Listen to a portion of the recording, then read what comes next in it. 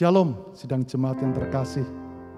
Mari kita siapkan hati kita untuk beribadah kepada Tuhan. Kita tundukkan kepala dan kita berdoa bersama. Bapa di dalam sorga, di dalam nama Tuhan kami Yesus Kristus, syukur atas segala perbuatan-Mu yang begitu ajaib bagi kehidupan kami. Syukur untuk setiap perlindungan yang Kau sudah anugerahkan bagi kami. Saat ini Tuhan, kami mau beribadah. Kami mau menikmati firman-Mu. Kami mau menikmati persekutuan yang hidup dengan Engkau. Tolong Tuhan, urapi kami semua, tidak satu pun terkecuali. Dimanapun kami berada, Tuhan hadir di tempat di mana kami berada. Terima kasih Bapa di surga. Pimpin kami, ajarlah hidup kami, supaya kami semakin hari semakin mengenal Engkau dengan lebih baik. Dalam nama Tuhan Yesus Kristus kami berdoa. Amin.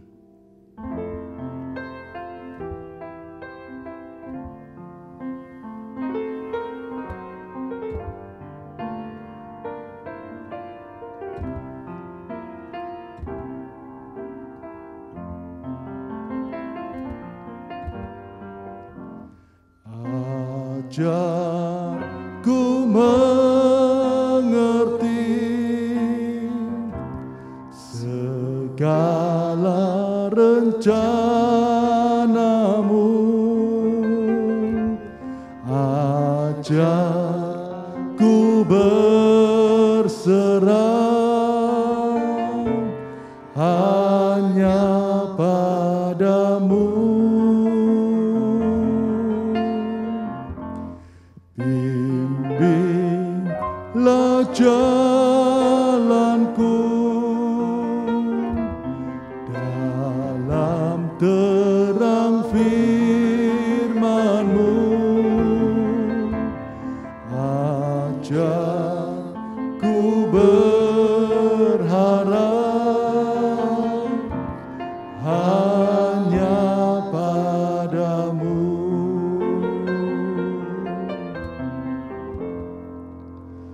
Bapakku, ajar segala rancangan-Mu.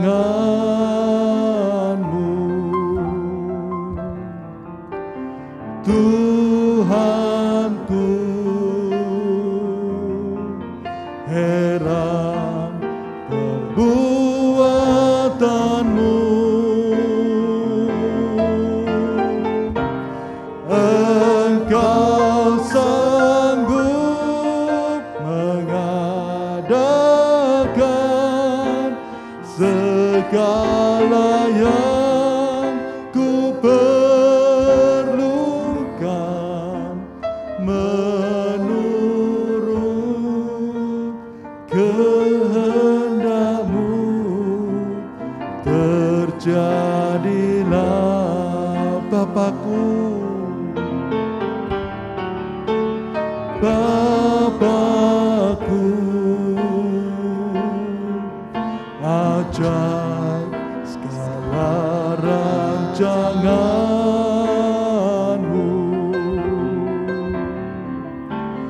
Tuhanku, heran perbuatan-Mu. Engkau sanggup mengadakan segala yang ku perlukan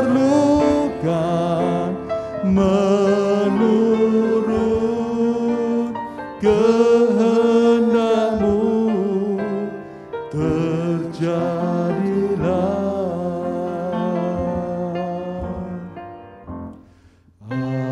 Ajarku mengerti segala rencana-Mu. Ajarku berserah hanya padamu. Bimbinglah jalanku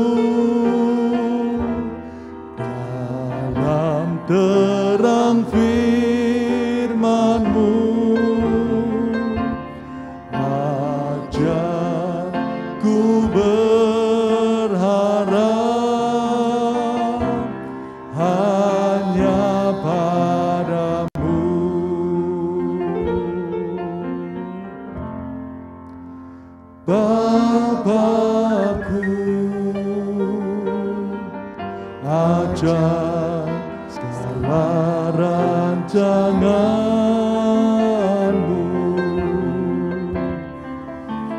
Tuhanku, heran perbuatanmu. Engkau sanggup mengadakan segala yang ku perlukan, menurut kehendak-Mu terjadilah.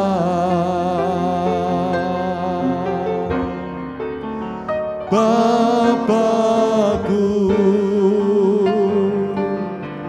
ajak segala rancangan-Mu, Tuhanku,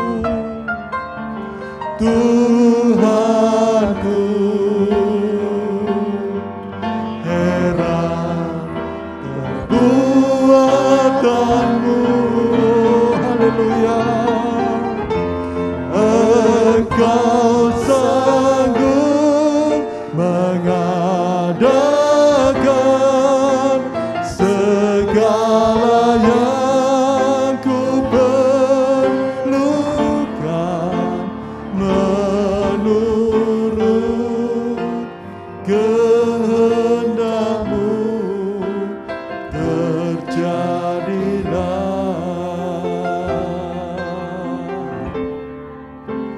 Menurut kehendak-Mu terjadilah.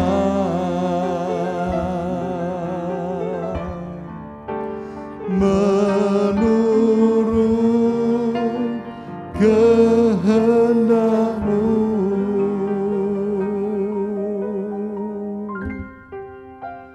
terjadilah.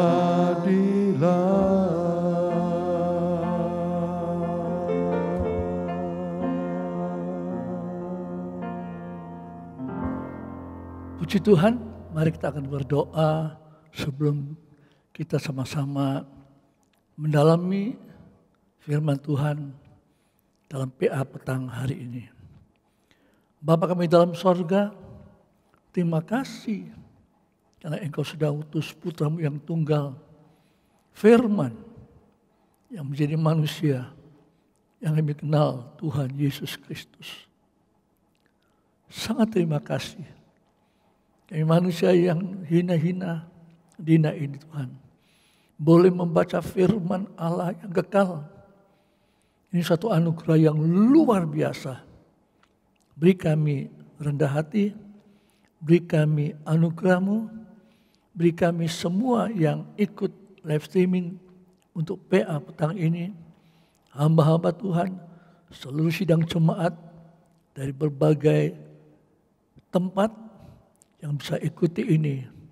Kami memuji Engkau, kami mau belajar firman-Mu, karena firman-Mu kekal, kami pun akan masuk di dalam rencana jaminan kekekalan-Mu yang luar biasa di dalam nama Tuhan kami Yesus Kristus, kekasih mempelai di sorga, kami sudah berdoa. Amin. Sekali lagi bersama istri kami sampaikan Shalom. Tuhan Yesus luar biasa. Kalau kita berbicara mengenai Dia sebagai mempelai pria sorga, dan kita ini disebutkan mempelai wanitanya, seperti Jumat yang lalu kita sudah sedikit mempelajari, tentunya sebuah pertunangan ini ada waktu perkenalan, memperkenalkan diri atau dikenalkan dan lain sebagainya. Sejauh mana jemaat Korintus mengenal Kristus sebagai mempelai prianya. Bukan pada waktu mereka terkejut waktu baca dalam surat yang kedua dari Rasul Paulus kepada mereka. Mereka kaget loh, kapan kita dipertunangkan? Kapan? Ya. Jadi ini juga suatu dorongan buat saya dan rekan-rekan hamba Tuhan seluruh sidang jemaat yang ikut dalam PA petang ini. Kita harus pastikan dulu. Kita ini siapa? Kristus yang kita bicarakan, yang kita ikuti itu siapa? Harus ada suatu kepastian.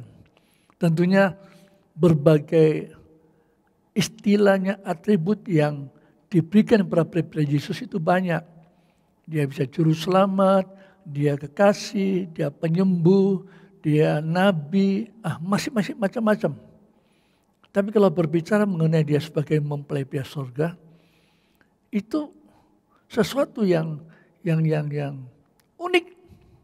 Bahkan merupakan sesuatu yang top dalam pembicaraan firman Allah.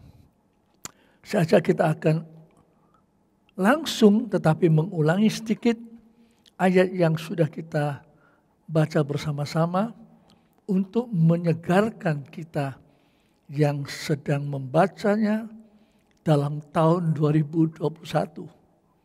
Sementara surat itu ditulis tahun kurang lebih 56 Masehi. Coba sudah bayangkan, sudah hampir 2000 tahun yang lewat. Apakah ini masih relevan? Masih menggairahkan kita? Atau sudah merupakan suatu sejarah, suatu catatan sejarah lewat? Karena sampai hari ini gereja belum resmi menjadi mempelai wanita anak domba. Itu sebabnya saya ajak kita untuk baca ulang. Supaya iman kita tumbuh dalam kita mendengarkan firman Kristus. 2 Korintus pasal 11. Tolong Filipus bacakan lagi ayat 1 dan sampai ayat yang ke-7. Ya. Saya ulangi lagi. 2 Korintus pasal 11 ayat 1 sampai ayat yang ke-7. Alangkah baiknya jika kamu sabar terhadap kebodohanku yang kecil itu. Memang kamu sabar terhadap aku. Sebab aku cemburu kepada kamu dengan cemburu ilahi. Karena aku telah mempertunangkan kamu kepada satu laki-laki untuk membawa kamu sebagai perawan suci kepada Kristus.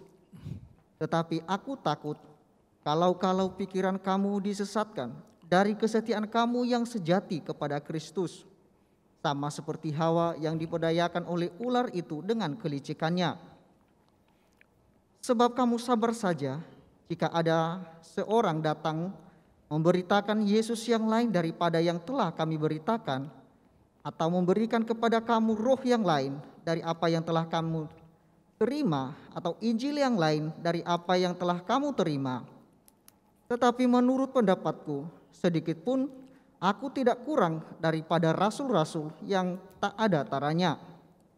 Itu.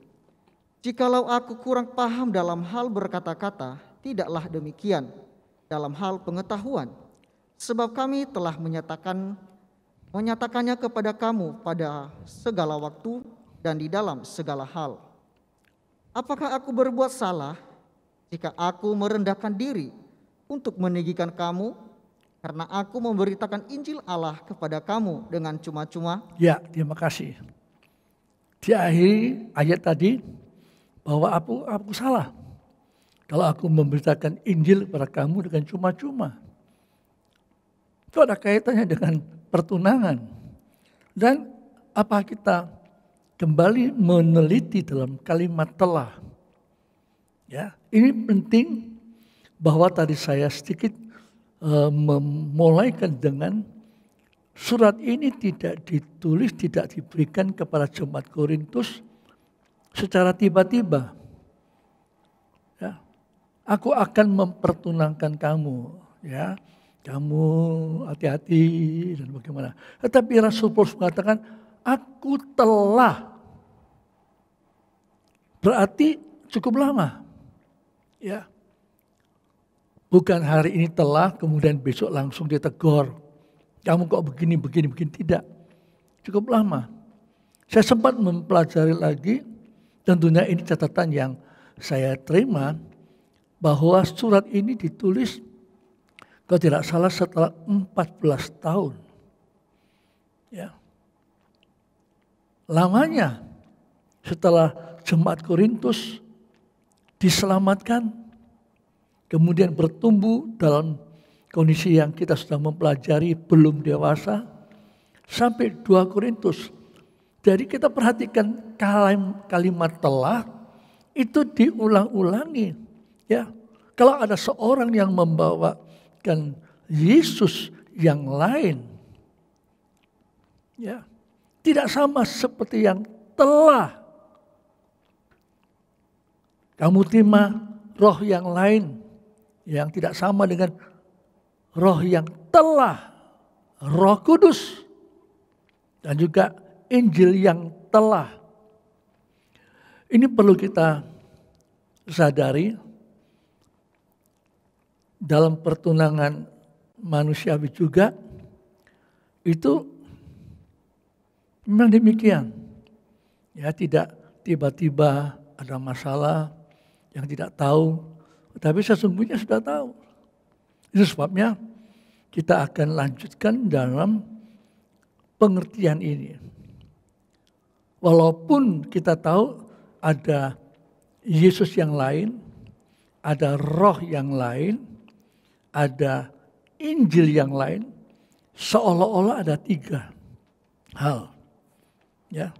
Tetapi apa yang Rasul Paulus sampaikan kepada jemaat Korintus telah menyampaikan Yesus, ya, yang satu itu saja. Roh Kudus yang satu itu. Injil yang satu. Bukan 3. Yang kita kenal Allah Tritunggal. Di sini kita bisa membedakan mana Yesus yang lain. Mana roh yang lain. Mana Injil yang lain. Kalau kita mengenal dan mengakui Yesus adalah firman yang menjadi manusia dalam Injil yang nyata, itu akan membuat kita tidak mudah untuk menerima Yesus yang lain dan seterusnya. Ya. Itu sebabnya pada petang ini saya ajak saudara untuk bersama-sama untuk lebih memantapkan hubungan kita dengan Yesus sang mempelai pria sorga itu. Bagaimana? Karena yang kita temukan dalam Korintus ini ada masalah. Sehingga mereka gampang-gampang untuk menilai lalu menganggap ada satu Yesus yang lain yang mirip tetapi beda. Mereka lebih cenderung menerima yang lain. Sehingga yang benar ini sudah diabaikan atau kurang mengenal. Ini yang perlu kita pelajari sungguh-sungguh. Supaya perhatian kita ini hanya kepada satu Yesus, tetapi di dalamnya Allah Tritunggal.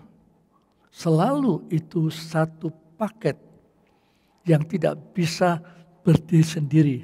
Sementara Yesus yang lain, roh yang lain itu banyak roh.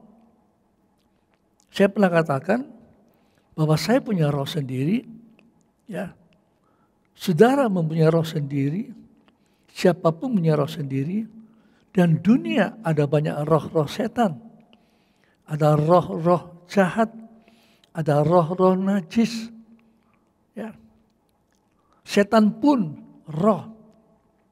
Ada yang mengatakan itu malaikat yang jatuh. Tetapi Roh Kudus hanya satu. Itu jangan dilupakan. Fungsinya Roh Kudus adalah satu, mengingatkan kepada kita apa yang telah kita pelajari Alkitab itu. Kedua, Roh Kudus akan selamanya tinggal bersama kita. Dia akan membawa kita masuk di dalam segala kebenaran. Segala kebenaran ini mencakup Alkitab yang utuh. 66 kitab. Semuanya adalah ditulis oleh 40 kurang lebih penulis yang diurapi oleh Roh Kudus yang sama. Jangan lupa itu. Jadi kalau roh yang benar adalah cuma satu. Membuat kita merindukan kesatuan pemahaman tentang kebenaran firman Allah. Tapi kalau satu hamba Tuhan mengatakan, ayat ini artinya begitu karena saya mendapatkan ilham roh Allah. Kemudian ada pendeta yang lain dengan ayat yang sama, tapi dengan uraian yang kontras dengan yang sini. Juga mengaku dirinya ada Roh Kudus. Nah di sini kita harus kembali pada 1 Yohanes pasal yang keempat. Jangan percaya sembarang roh. Ujilah roh-roh itu. Ini kebenaran. Luar biasa. Nah, ini merupakan pemulaan supaya kita berhati-hati. Injil cuma satu. Kita tahu dalam Markus pasal yang pertama, ayat pertama, inilah permulaan Injil. Yesus Kristus, Anak Allah. Hanya satu. Tidak banyak Injil. Sekalipun kata Yesus, kalimat Yesus, roh. Ya, Injil bisa samarkan, bisa dikaburkan dengan mirip-mirip apa yang Tuhan katakan. Tetapi kalau kita memperhatikan, Yesus yang sesungguhnya adalah firman menjadi manusia. Dan itu tidak bisa lepas dari Roh Kudus. Kita sudah mempelajari Jumat yang lalu. Dan juga Injil yang sebenarnya adalah Injil salib Kristus. Nah, saya tidak akan berputar-putar di sana. Hanya supaya saudara dan saya disadarkan. Kalau mimbar atau tulisan-tulisan rohani kekristenan apa aja, perhatikan apa dan siapa yang dibicarakan. Kalau ada ilham roh, ada iluminasi roh, arahnya kemana? Kalau arahnya untuk memuliakan yang berbicara, mengagungkan yang menulis, kita harus berani tidak langsung menjudge itu sesat, tetapi sedikitnya kita akan mempertimbangkan, baik enggak kita menerima khotbah semacam itu, baik atau tidak kami menerima tulisan-tulisan rohani semacam itu. Karena tidak ada tulisan yang melebihi Alkitab yang sempurna firman Allah tanpa salah. Ini sungguh hati saya bergelora untuk berkata demikian. Itu sebabnya Rasul Paulus katakan, aku takut. Kenapa mesti takut? Karena sudah dipertunangkan dan sudah tahu kondisi mereka adalah perawan yang kudus suci. Kapan mereka dikuduskan? Ya, coba saya ingin ajak kita baca itu sedikit supaya kita semakin diyakinkan. 1 Korintus pasal yang ke-6, 1 Korintus pasal yang ke-6, ayat yang ke-9 dan sampai ayat yang ke-11. Perhatikan, saya ulang lagi. 1 Korintus pasal 6 ayat 9 sampai 11. Silakan. Atau tidak tahukah kamu bahwa orang-orang yang tidak adil tidak akan mendapat bagian dalam kerajaan Allah? Janganlah sesat. Orang cabul, penyembah berhala, orang berzina, banci, orang pemburit, pencuri, orang kikir, pemabuk, pefitnah, dan penipu tidak akan mendapat bagian dalam kerajaan Allah. Ya, ayat 11 perhatikan. Dan beberapa orang di antara kamu demikianlah dahulu. Ya, dulu juga begitu. Jemaat Korintus bukan semuanya itu suci murni, tidak. Semuanya begitu jelek, tidak layak untuk mewarisi kerajaan Allah. Tetapi sekarang dilayakkan. Kenapa? Teruskan. Tetapi kamu telah memberi dirimu disucikan. Nah, tetapi sekarang kamu telah memberi diri, ya bukan dipaksa, tetapi dengan pengertian, dengan kerinduan, dengan pengharapan. Coba diulangi ayat itu. Tetapi kamu telah memberi dirimu disucikan. Disucikan. Kamu telah dikuduskan. Kamu telah dikuduskan. Kamu telah dibenarkan. Kamu telah dibenarkan. Dalam nama Tuhan Yesus Kristus. Oh, dalam nama Tuhan Yesus Kristus. Dan dalam roh Allah kita. Dan dalam roh Allah kita. Bicara Tuhan Yesus Kristus. Bicara roh Allah. Bicara Allah. Tujuannya mengkuduskan seseorang dari kondisi yang sangat-sangat buruk menjadi sangat-sangat indah. Coba kita ulangi sedikit, jangan lupa 2 Korintus yang tadi kita sudah mulai baca. Saya ulangi lagi dengan ayat yang kedua. Ya, coba tolong 2 Korintus pasal 11 ayat 2, ulangi sedikit. Sebab aku cemburu kepada kamu dengan cemburu ilahi. Ya, perhatikan. Karena aku telah mempertunangkan kamu. Karena aku telah mempertunangkan kamu Kepada satu laki-laki. Kepada satu laki-laki. Untuk membawa kamu sebagai perawan suci kepada Kristus. Sebagai perawan suci kepada Kristus. Coba bandingkan dengan 1 Korintus pasal yang ke-6 tadi. Terlalu kotor, begitu jijik, begitu boleh katakanlah sudahlah orang-orang yang sama sekali terhilang. Apalagi bangsa kafir, kata Efesus pasal yang kedua. Zaman dulu kita tidak ada Allah, tidak ada pengharapan, tidak ada. Tapi sekarang oleh korban Kristus. Ya. Kotor, tetapi kemudian memberi diri, dikuduskan, disucikan, dibenarkan oleh Allah Tritunggal. Oh amin Tuhan. 2 Korintus diulangi lagi. Coba tolong ya Filipus, saya senang untuk dikatakan telah mempertunangkan. Coba. Karena aku telah mempertunangkan kamu. Ya. Kepada satu laki-laki. Untuk membawa kamu sebagai perawan suci kepada Kristus. Terima kasih. Perawan suci. Bukan hanya sekedar suci, tetapi perawan. Ini merupakan hal yang sangat luar biasa. Ya. Tetapi pada petang ini saya ajak saudara untuk satu, dari hamba Tuhan harus memberikan didikan yang baik. Kedua, sebagai sidang jemaat harus berani mengaku posisinya dan mengaku Kristus adalah mempelai pria sorga. Tidak hanya sekilas lewat.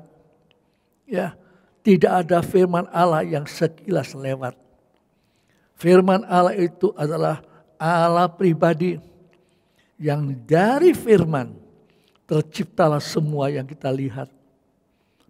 Karena dikatakan oleh dalam Injil Yohanes pasal pertama maupun di dalam surat Kolose ataupun surat Ibrani dan sebagainya.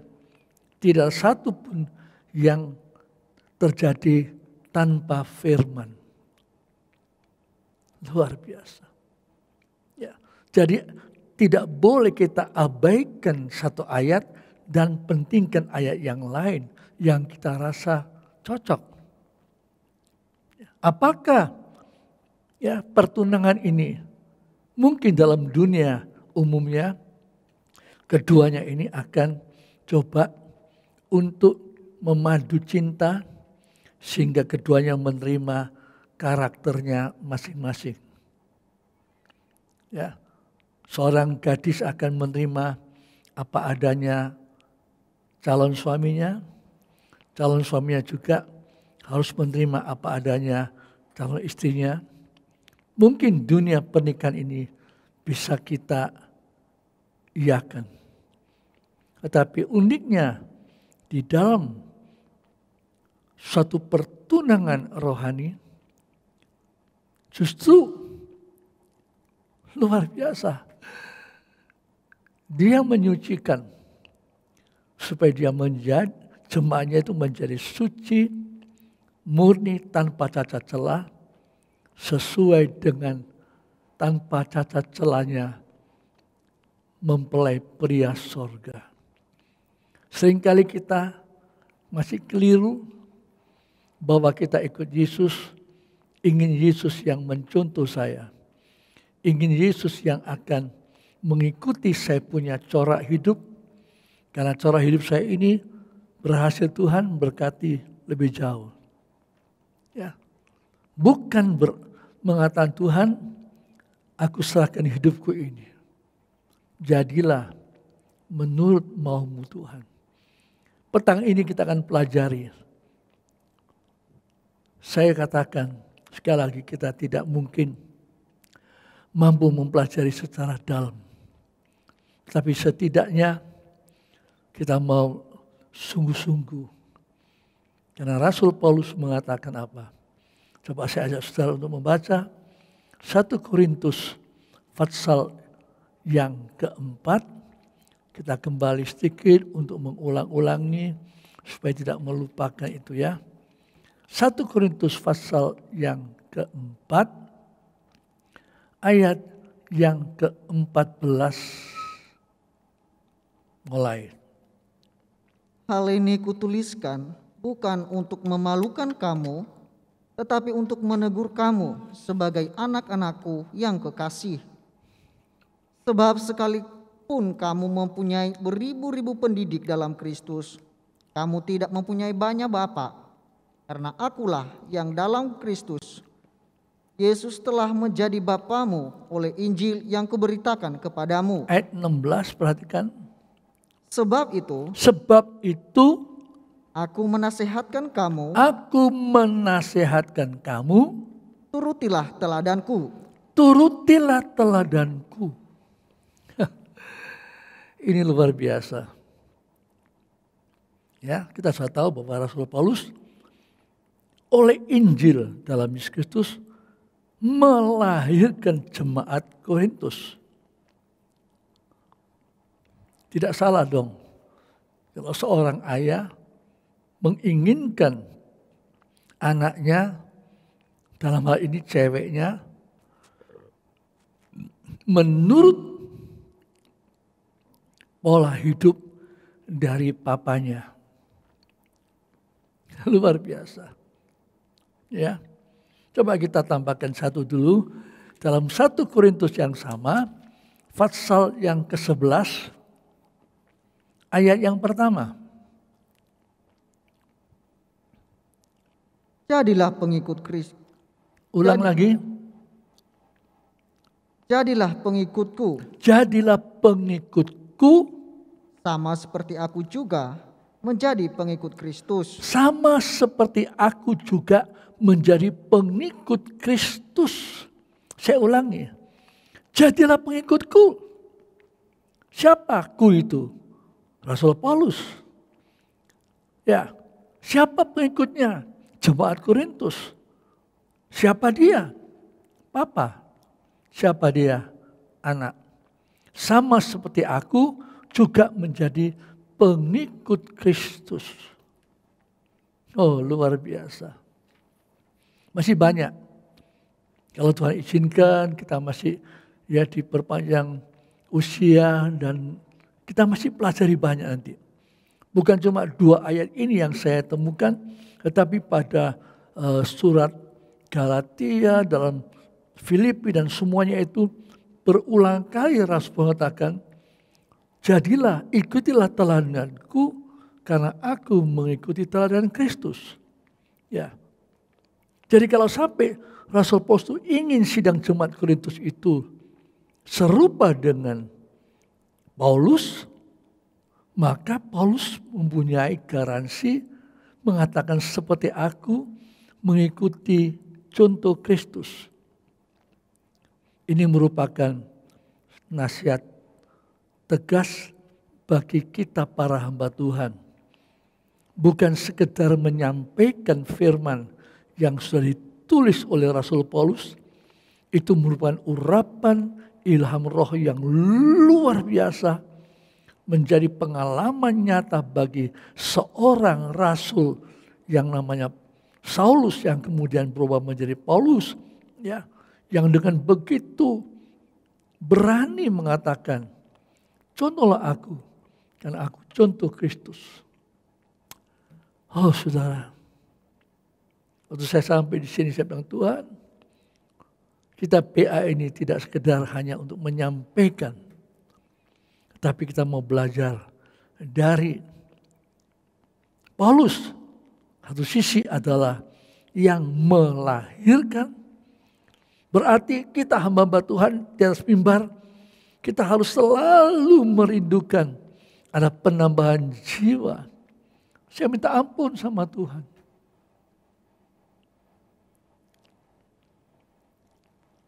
Kita harus belajar banyak. Ada orang mengatakan, jangan lihat orang. Memang betul. Jangan lihat orang. Tetapi kalau kita sebagai gembala, cuma diminta lihat sama siapa? Kalau bukan kita. Jadi tidak ada alasan, jangan lihat manusia penuh kekurangan. Manusia tidak sempurna. Itu ayat harus digunakan tepat pada tempatnya. Tidak asal omong untuk membenarkan diri yang tidak benar. Alasan lemah membuat jemaat akan terus lemah. Kalau kita lemah, kita kuat. Jemaat itu harus juga lemah tapi kuat. Bukan lemah untuk jatuh. Kata Rasul Paulus, siapa lemah, aku tidak lemah. Siapa jatuh, aku tidak hancur hati. Berarti dia tidak inginkan kejatuhan dari jemaat Korintus yang lemah. Tapi dia ingin di dalam kelemahan ada kekuatan. Di dalam segala segi penderitaannya dia mampu karena ada kekuatan sempurna dari Yesus yang menjanjikan. Di dalam kelemahanlah kekuatan sempurnaku akan nyata. Ini yang akan kita pelajari. Kenapa Rasul Paulus mengatakan demikian? Ya, supaya kita mencontoh. Rasul Paulus mencontoh Kristus. Saya coba cari di mana dia mendapatkan contoh itu. Ada beberapa kali dalam kisah Rasul sudah boleh baca, Tuhan menjumpainya. Ada yang sekilas, ada yang cukup lama. 3 tahun lamanya dia di Arab, dia bergumul dan dia katakan kepada jemaat Galatia, Injil yang aku beritakan bukan aku punya, bukan aku terima dari manusia, tapi aku terima dari Allah, dari Yesus dalam pewahyuan kepada dia. Berarti firman Allah ini yang kita pelajari sekarang ini sungguh-sungguh sepenuhnya dari Tuhan. Karena itu kalau kita mau mencontoh, kita harus mencontoh dari Yesus. Bagaimana cara contohnya? Kita tidak melihat wujudnya. Kita tidak perlu melihat penglihatannya. Cukup Alkitab ini, firman Allah. Ya, yang bisa kita temukan sosok mempelai pria. Ada satu ayat yang sederhana pada petang ini. Akan saya coba untuk membacakan buat kita sekalian. Yang seringkali kita juga menggunakannya. Ya, dalam Matius pasal yang ke-11.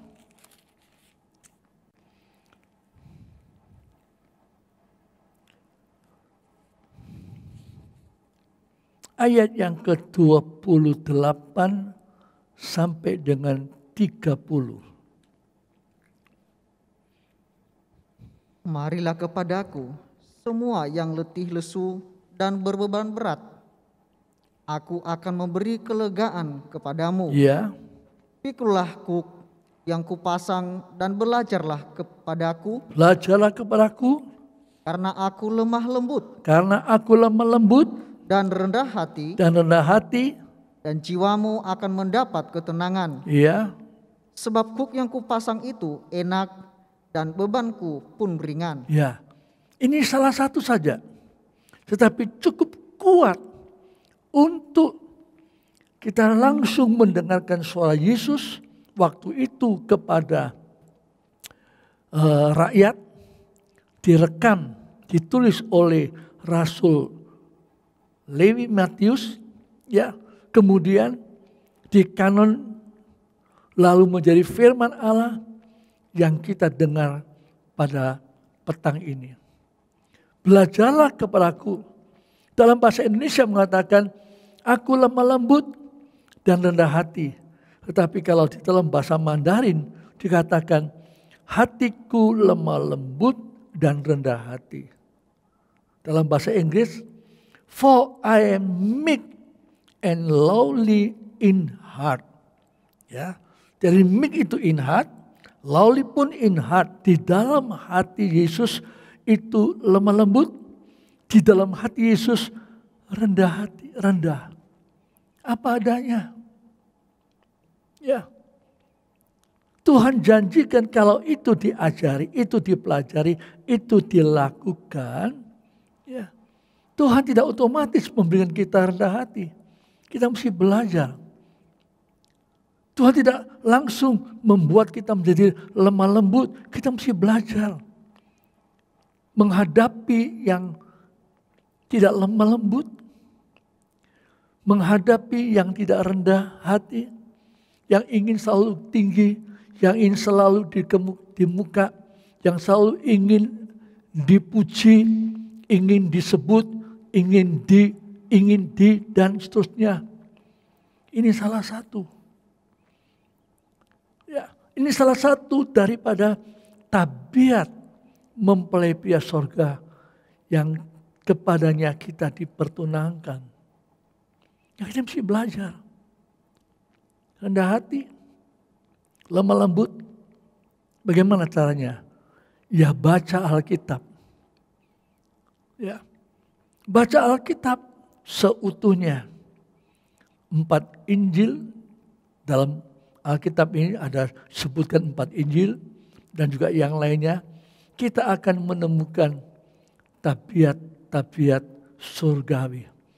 Tabiat-tabiat dari firman itu sendiri.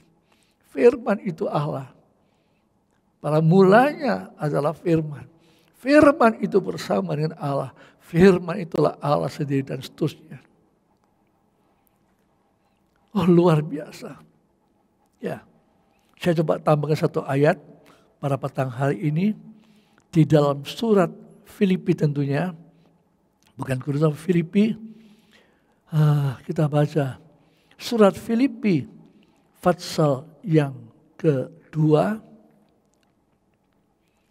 Perhatikan baik-baik. Ayat yang kelima. Hendaklah kamu dalam hidupmu bersama Ya, menaruh pikiran dan perasaan yang terdapat juga dalam Kristus Yesus, yang walaupun dalam rupa Allah, Ya. tidak menganggap kesetaraan dengan Allah, itu sebagai milik yang harus dipertahankan, melainkan telah mengosongkan diri sendiri dan mengambil rupa seorang hamba, Ya. dan menjadi sama dengan manusia. Dan dalam keadaan sebagai manusia, ia telah merendahkan dirinya dan taat sampai mati, bahkan sampai mati di kayu salib. Itulah sebabnya Allah sangat meninggikan dia Ya. dan mengaruniakan kepadanya nama di atas segala nama, supaya dalam nama Yesus bertekuk lutut segala yang ada di langit Ya. dan yang ada di atas bumi dan yang ada di bawah bumi, Ya. dan segala lidah mengaku Yesus Kristus adalah Tuhan, bagi kemuliaan Allah Bapa. Ya. Terima kasih. Saya percaya hamba Tuhan baca banyak. Saya percaya sidang jemaat juga seringkali diambilkan ayat-ayat ini. Tetapi ayo kita belajar. Tidak hanya tahu, tetapi kita coba memposisikan kita dengan kondisi yang Tuhan inginkan. Seringkali kalau kita bicara mempelai, kita terpaku dengan Wahyu pasal yang ke-19. Kita terpaku pada Wahyu pasal 21 dan 22. Tidak salah. Tetapi untuk mencapainya, kita harus berada di mana mempelai pria sorga lebih dulu datang. Firman menjadi manusia yang disebutkan oleh Rasul Paulus. Kenapa dia katakan, contohlah kepadaku karena aku contoh kepada Kristus. Yang macam apa? Yang di sini surah Filipi. Tentunya kita tidak langsung ke Filipi, tapi saya ambil ayat ini menjadi dorongan buat kita.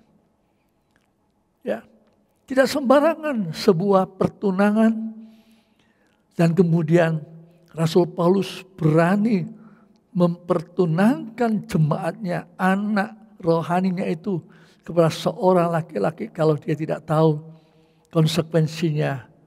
Laki-laki ini adalah Kristus yang harus mengalami begitu lowly, begitu meek. Saya nggak bisa banyak bicara pada petang ini. Hati saya ingin untuk kita bersama-sama. Mengapa Tuhan memilih kita? Untuk kita mau jadi seperti Dia. Ya, bukan kita dipilih Tuhan untuk supaya Tuhan cocok sama saya. Tidak. Tapi Dia datang sebagai manusia untuk mengangkat kita untuk menuju pada suatu keubahan yang sesuai dengan mempelai wanita itu bagaimana. Nanti saya akan ajak saudara pelan-pelan kalau waktunya tiba untuk melihat bagaimana mempelai itu sudah siap sedia. Bagaimana siap sedianya? Pakaiannya bagaimana?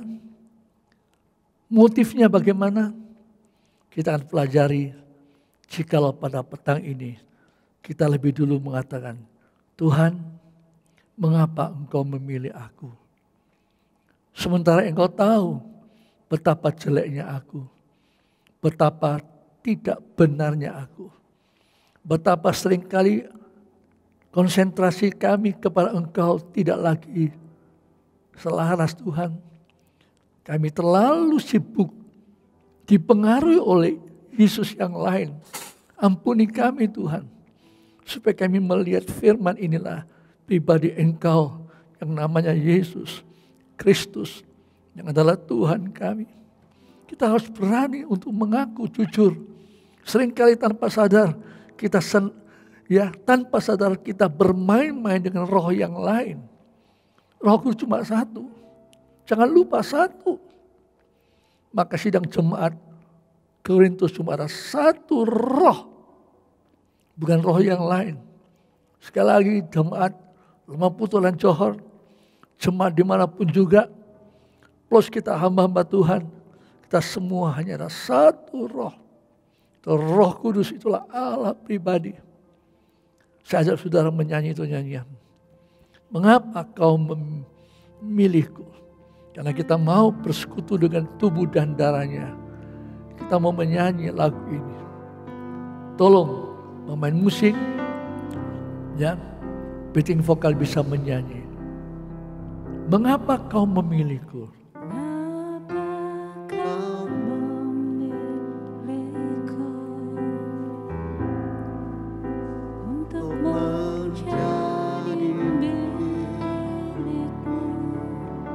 Oh, amin.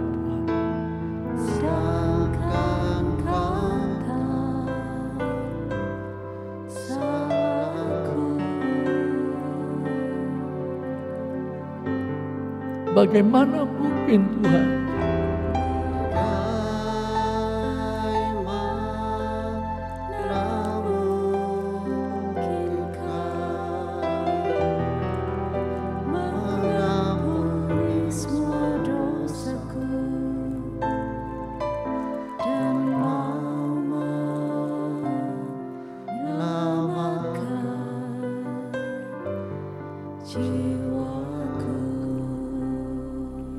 Sementara kita mempersiapkan perjamuan Tuhan,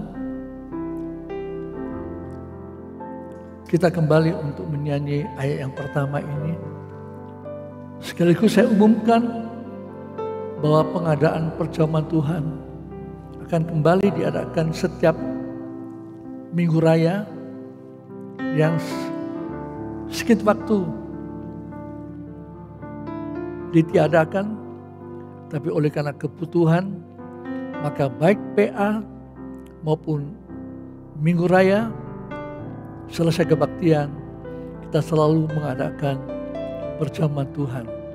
Supaya hamba-hamba Tuhan yang ikut PA maupun sidang jemaat yang ikut sampai Minggu Raya, kita siapkan perjamuan Tuhan. Mengapa kau memilihku? Mengapa kau memilihku? Amin. Untuk menjadi milikmu, sedangkan kau tahu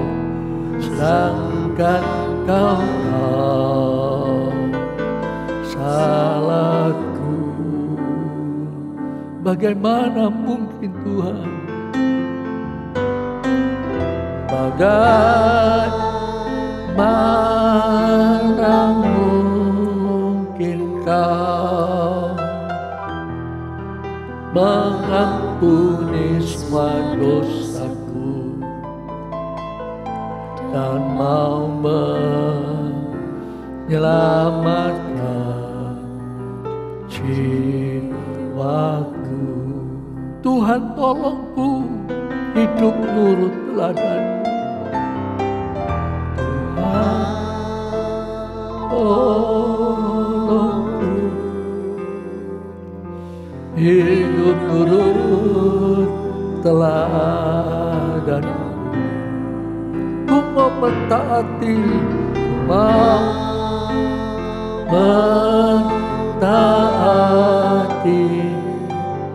firman.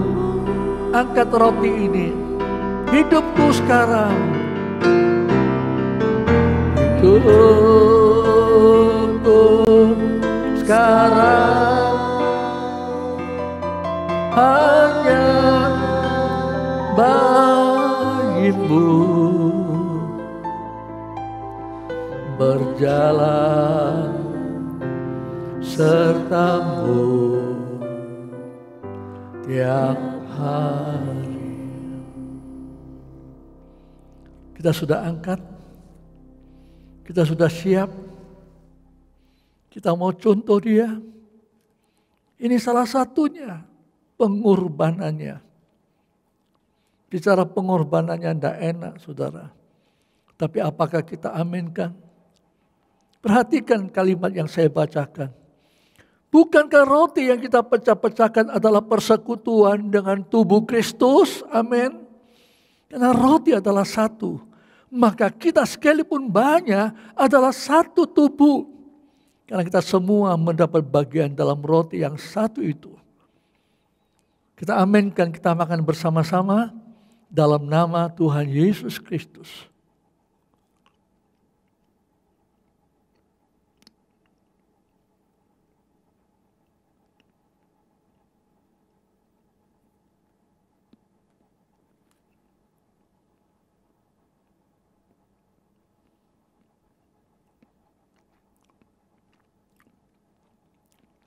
Saya tunggu sejenak supaya semua sudah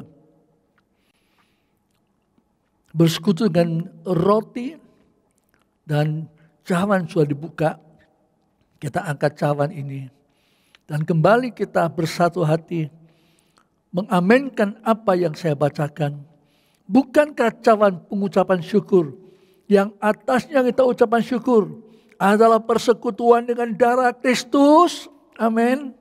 Sebab setiap kali kamu makan roti ini dan minum cawan ini, kamu memberitakan kematian Tuhan sampai Ia datang. Kita minum bersama-sama dalam nama Tuhan Yesus Kristus.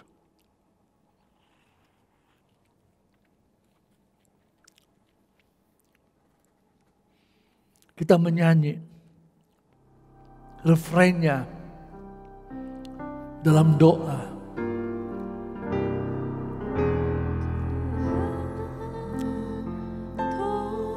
Amin. Amin.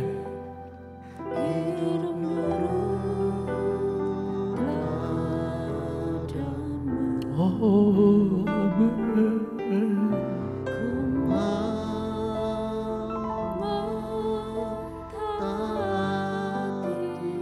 Amin. Oh.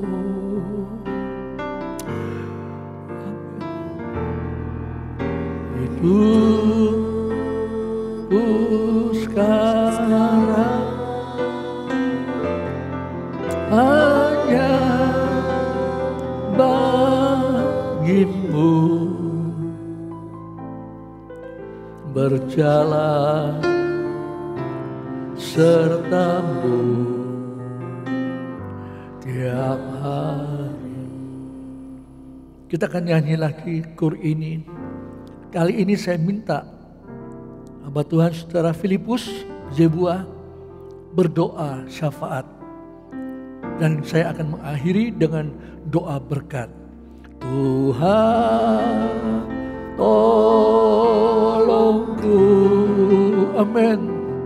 Hidup nurut telah dan ku mentaati firman-Mu Tuhan.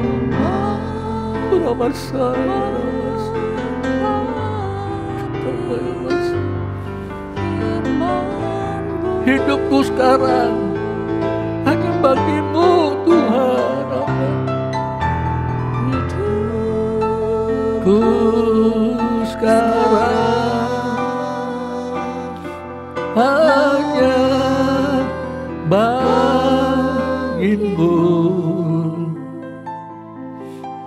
berjalan serta-Mu tiap hari. Terima kasih Tuhan.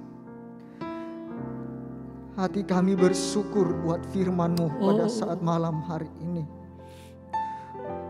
Mengingatkan kami bagaimana hidup kami yang sesungguhnya Tuhan tidak layak di hadapan Engkau. Oh Tuhan, namun kasih-Mu Tuhan membawa kami di dalam kebenaran-Mu Tuhan. Engkau telah menguduskan, memisahkan kami Tuhan. Ya.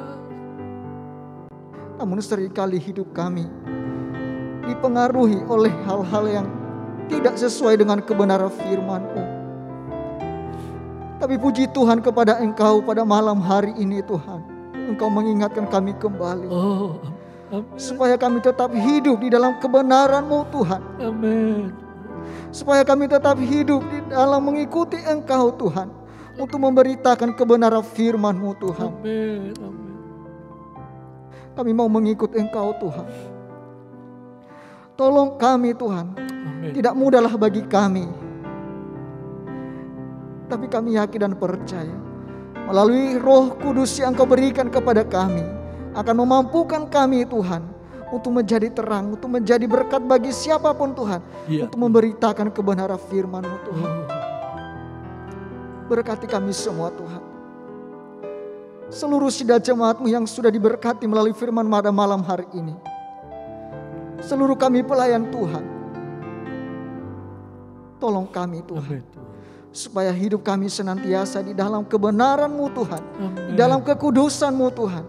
Sehingga kehidupan kami semakin hari semakin diperbaharui sesuai dengan kebenaran firman-Mu Tuhan. Terima kasih Tuhan, terima kasih. Sidang jemaat-Mu Tuhan, mungkin saat ini dalam pergumulan. Tuhan tolong mereka semua. Amin. Atau mungkin mereka di dalam keadaan sakit, Tuhan tolong tangan Tuhan sembuhkan mereka. Dalam pergumulan, Engkau jawab segala pergumulan mereka Tuhan. Tuhan terima kasih. Terima kasih. Bahkan kami seluruh pelayan-pelayan Tuhan, Engkau berkati kami, Engkau tolong kami Tuhan. Ya. Setiap permasalahan yang kami hadapi bermacam-macam. Tetapi hanya Engkau yang tahu. Dan hanya kepada Engkau kami berharap. Ya, Yesus. Karena Engkau adalah jalan yang terbaik.